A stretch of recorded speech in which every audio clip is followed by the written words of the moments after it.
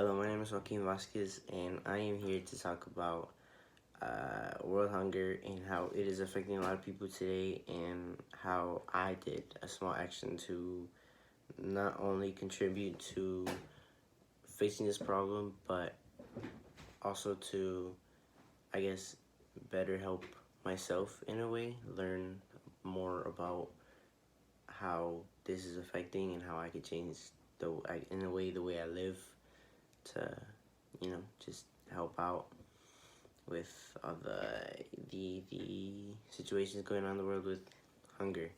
So I think the first thing I should bring up is that right now we are really not on a, I should say, good road to fixing world hunger, because there's been a lot of studies,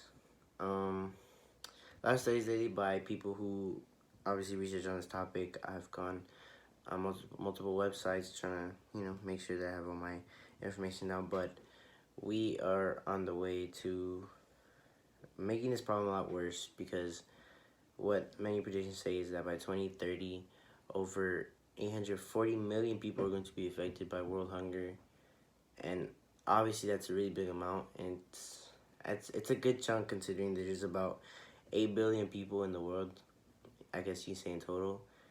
And I just think this situation really shouldn't be taken lightly. And many people like to throw out food, and people like to waste food, people like to just do things that are very wasteful, and many people aren't grateful for the food that they have. Many people think that it's just an everyday thing when there's really a lot of people that go on without food. Like, I, I, the places that I drive by, a highway that I drive by, I'm not sure the exact street.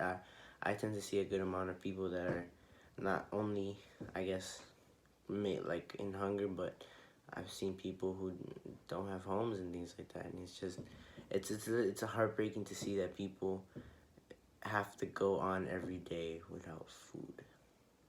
And I just want to talk about how also the pandemic is has had a huge impact on this problem, because it is cutting lots of sources and it cut lots of sources and lots of places where some of those people could have been getting their food, and some of those people are not getting their food anymore just because the pandemic really affected it.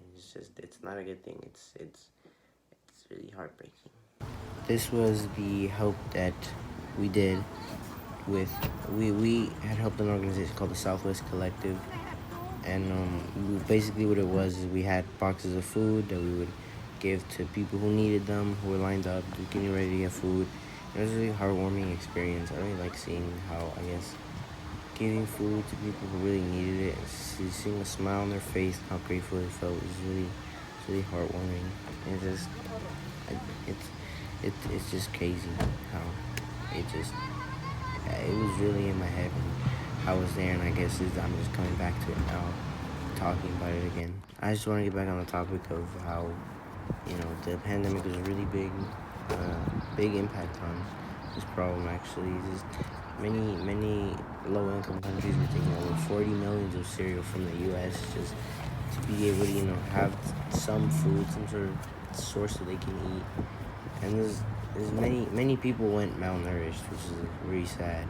I'm going to be showing some statistics that, I think are really important to think about when you're doing things. And it's just, this one right here is just, it's really sad, because it really shows how a lot of people just waste their food instead of really appreciating what they have. And it just shows how, it's just been getting worse, and it's really not a good thing.